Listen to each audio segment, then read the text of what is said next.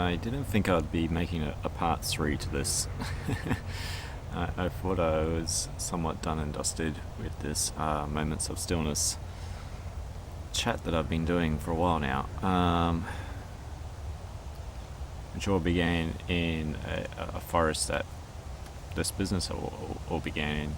Now I'm in a different forest.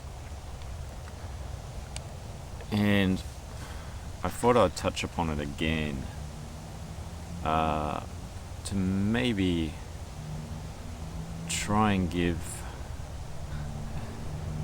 I was going to say meaning, but I think this whole chat is going to be about the meaning gets in the way of things. The definition of things tends to get in the way of things. How we define things, how we live our lives by these attached meanings start to actually get in the way of these moments of stillness.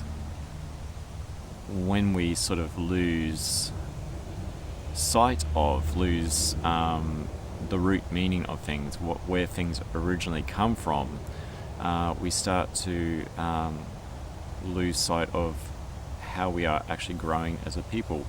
So it's kind of like we have a root, which is a tree, those trees behind me, which starts as a seed, it grows, it develops its roots, and then goes upwards sort of thing. It breaks through the soil and goes up into the sky to reach to the heavens.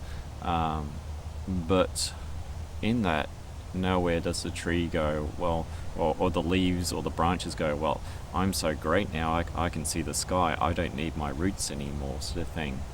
Any tree that does that tends to wither and die, or gets warped, or starts to become rigid and tough, and starts to lose its vitality, its sustenance. As humans, it's kind of like with our brain, like we're still very much under the control of the primitive brain. Our fight, flight, freeze, our amygdala, our limbic system is all part of our first stages of evolution with our brain. And our cognition that we spend so much time going into therapy for is merely the last part of our brain.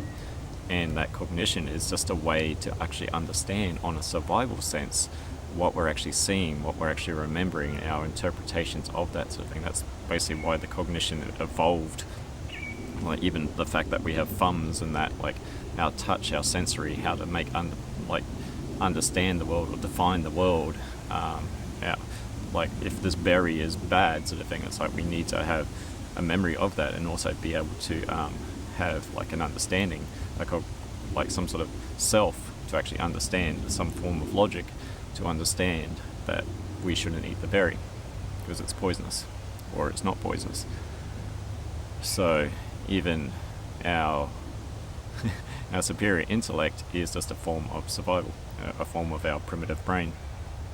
You don't want to get too caught up in am I saying the right word, or am I defining things right? But it's also understanding that sometimes these meanings, these definitions of words do become twisted and used incorrectly over time. So it's even by people in power or in therapeutic roles or whatever it is. There's that saying of practice what you preach sort of thing, whether you're it just sort of means that what I actually practice, what I actually do for a living, I actually do apply that to myself so I can get the benefits of that, and then I can actually preach or teach those benefits to others.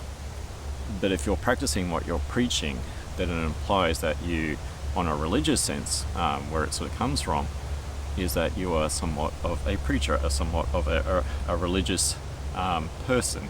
Not that I'm saying that you are a religious person, it's just where the meanings come from. So if I'm preaching to people, that means I have a congregation, a group of followers. You could say a group of subscribers who are subscribing to my particular preaching, and I'm not preaching.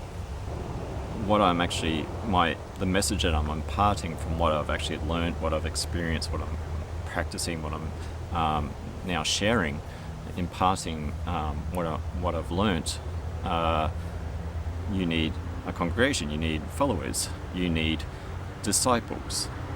So disciple is you could say the root, well, not that, you could say it is the root origin of discipline. So we have disciples. Now disciples, the root of the word means to follow. So I have followers, or I have people subscribing. So these followers are now listening to my preaching. And I could say that I come from a particular belief system, that these followers are now listening, these disciples are following me. They're not disciplined in their punishment sense, they're merely following what I have to say. It's kind of like you're a disciple of a certain type of music sort of thing. You like to follow like indie pop or rock music sort of thing. It's like that's what you like to follow. It's your current trend.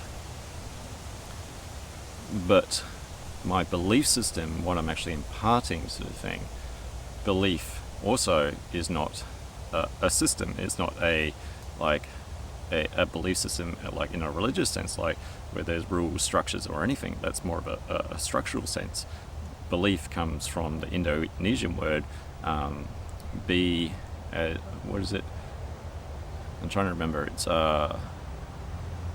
It basically defines as to be in love with, to be, and I think the leaf is, I always say this wrong, I think it is lube, which means to love, so it's to be in love with. So if we're breaking it down, I am a preacher, if we want to define it as that. I am a preacher to a disciple or followers, and I am what I'm preaching is what I am in love with, which would be EFT tapping, Soma breath, and what I've learnt along my journey. Without some sort of practice, without some sort of devotion to something, which is probably more the word that you want to replace with discipline, is devotion, because when people are devoted to you, they're devoted to following you, they're devoted to what you're saying. And sometimes we lose faith in things because we don't want to follow it or it's hard, which comes to the interaction between the teacher and the student, because it's not always the students lacking in faith, it's merely they're not grasping the teaching. So how can we, if they're really wanting to follow, how does the teacher learn from the student how to impart this message? So where it can go wrong is, like, once again, discipline we see from, which comes from disciple, and disciple is not the actual root of the word. I just can't actually remember. It's like discipulus or something like that. It's the Latin root of it. But if it's a discipline, how many times have you heard, I need to be more disciplined, I need to do this more, or okay, you're in trouble now, you're going to face disciplinary action. Once again, discipline comes from disciple, which means to follow. If I'm disciplinary actioning someone, I'm just merely saying to them, you need to follow me more. And if you're following me more, and the teachings that I'm imparting, the belief systems that I'm in love with, are actually what led you into trouble, it's like, once again, it's like, now, a preacher doesn't have to be me pretending to be a preacher, imparting my belief system, what I'm in love with, what I've come to learn. It can be parents, it can be bosses, it can be government leaders, it can be religious leaders, it can be any sort of a leader, because we start to get attached to a definition of things that there might not be a full understanding or where it actually came from. And once again, it becomes the leaves declaring to the sky that it is more than the actual roots in the ground. So that's where what is below is normally above, sort of thing. It's like if you put bad fertilizer onto a plant, it tends to not do too well, sort of thing. You nurture it with good stuff, it tends to do well. So how does this apply to moments of stillness?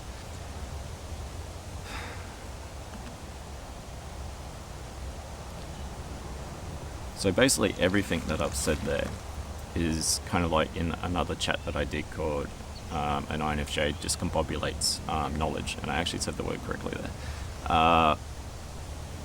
Now, if you ever watch that video, it just seems completely nonsensical. It seems illogical, which might actually be how you get to these moments of stillness. So, with the moments of stillness, I've talked about that where I've been walking in the forest, the other forest, with my ex-wife, and like these little moments just settle in, and it just goes peaceful, it goes calm. There's like a nothingness. And you can be driving in your car, and you can be, it just happened to me the other day. It's like I've got a car that actually has those sensor wipers, so I'm like driving along, I'm not like zoned out or anything, I'm just going with the flow of the traffic sort of thing, and all of a sudden my wipers just go, because there was a bit of water on there. It's like, whoa, it snapped me back into reality, it snapped me back into my senses.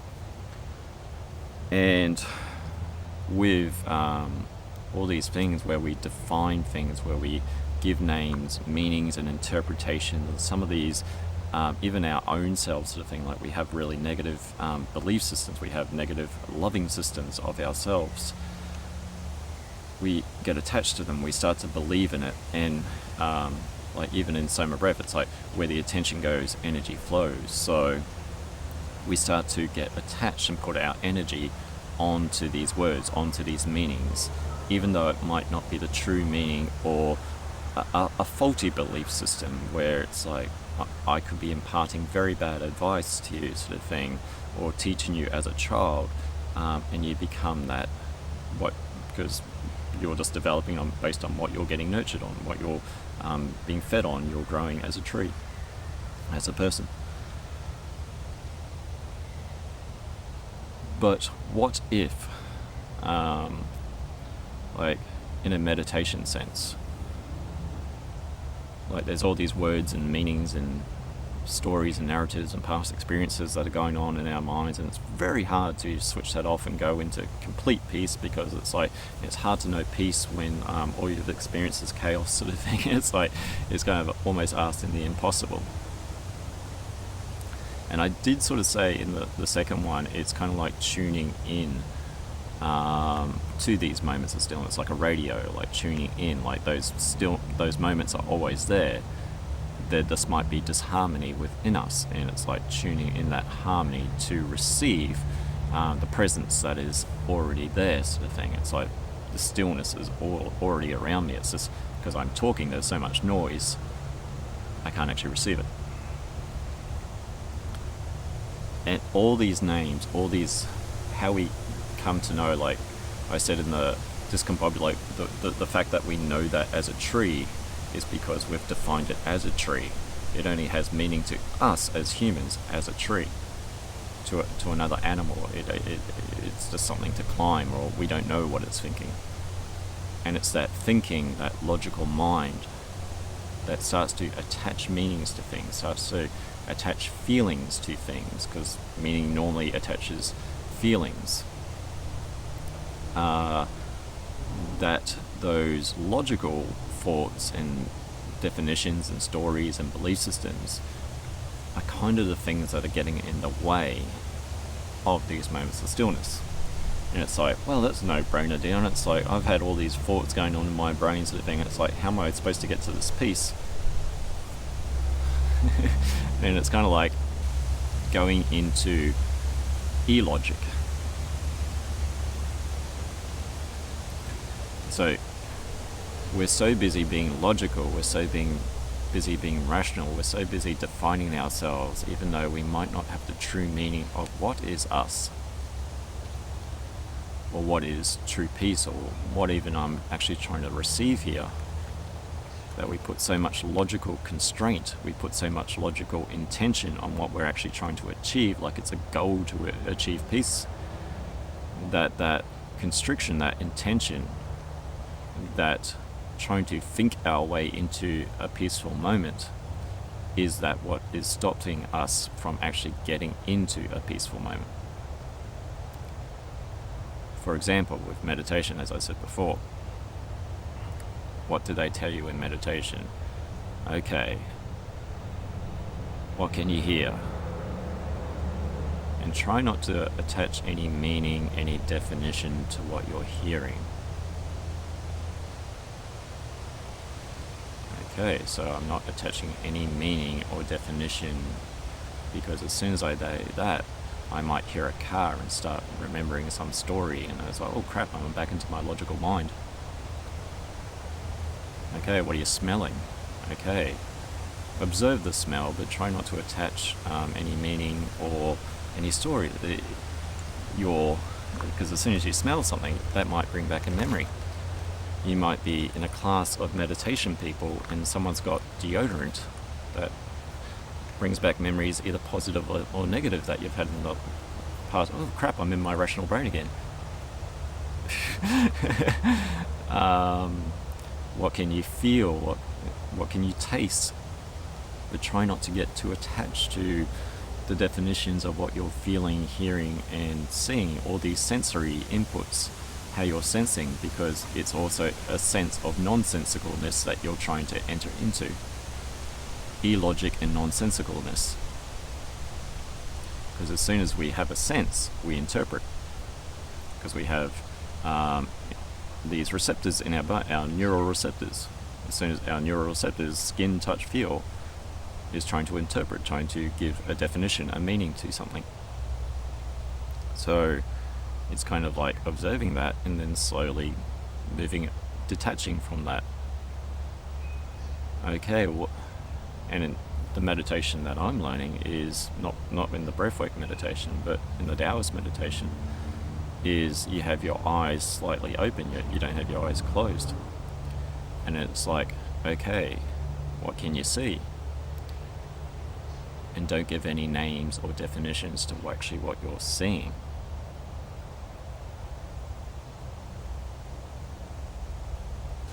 As soon as you attach to meaning, stories, narratives that go on in your mind, it takes you on a disharmonious journey.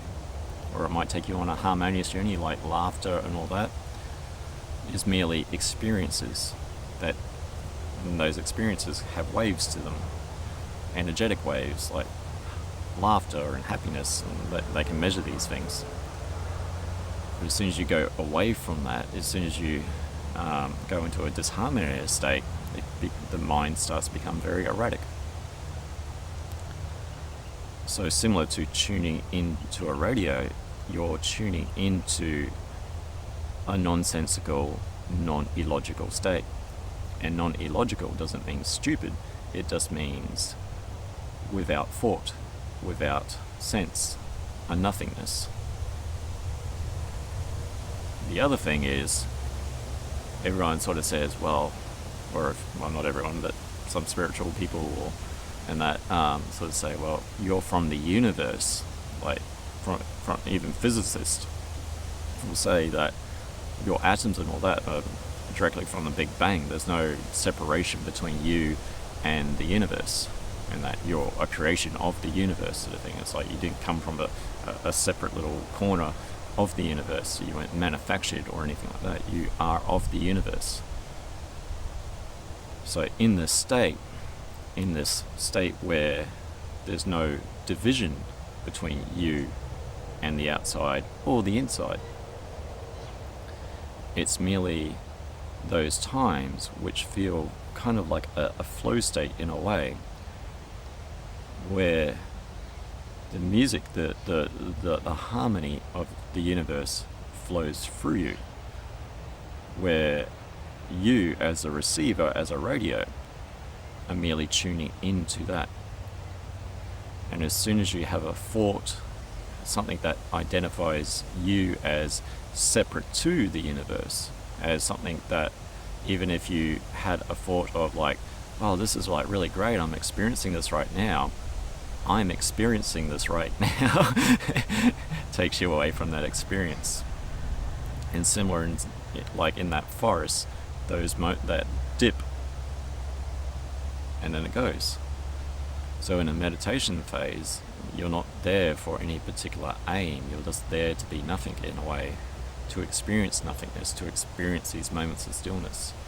to get away from these mismeanings, these misdefinitions of oneself, of these negative belief systems, how we love ourselves, and just simply empty the mind. I know that sounds corny, but not emptying the mind as it's something like a thing to actually achieve, like to actually pick something up and empty it. That's just a doing action. It's merely a being action. It's just to be in something, to be present in something, to be present in a moment, and the moment is always there. And when we are completely free of our illogical mind, of our sense state, and we are just experiencing in this moment, it kind of like gives the mind and the body a bit of a break. Similar to listening to music non-stop, without any pauses in between the music. Even music that you enjoy gets overwhelming. You need that pause, you need that time in between.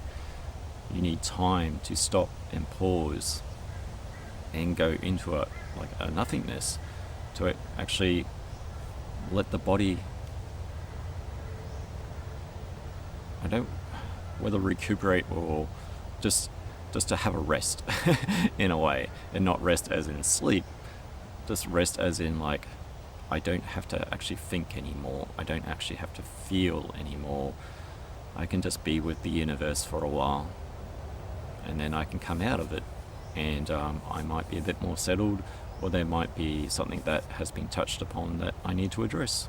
There might have been something, or it might be that thing that when you do go into it, there are those blocks that get in the way, and rather than seeing those blocks as those frustrating things, it's how do we reduce it.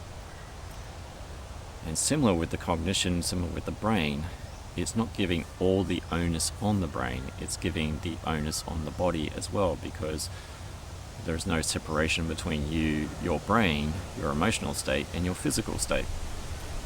So sometimes getting the physical body moving, getting it experiencing things, getting it happy in things, because even with happiness, you're experiencing happiness, you're not defining happiness as it's happening. Like if I'm laughing, I'm not going, ha ha ha, okay, move diaphragm, okay, like I'm not doing all these logical, it's trying to take control of the process. I'm having to let go of the process and let it happen, let it be, let me experience the laughter, let me experience the love, let me experience anger, let me all these things. I kind of have to let go of myself to experience these things and then return. So it's been quite a long video, but it is a way to actually experience these moments. It is meditation, but these moments are always happening. Whether you're driving your car, you will go into kind of like a little flow state of this, and then come out of it, or snap out of it, like with that windscreen wiper.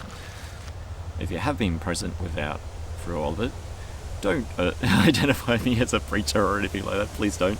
I'm just merely a person that's learnt along the way and trying to impart something that might help. So I don't define as that, but yeah, guess nothing else to do. I've done a logical thinking. Let's just be quiet for a moment.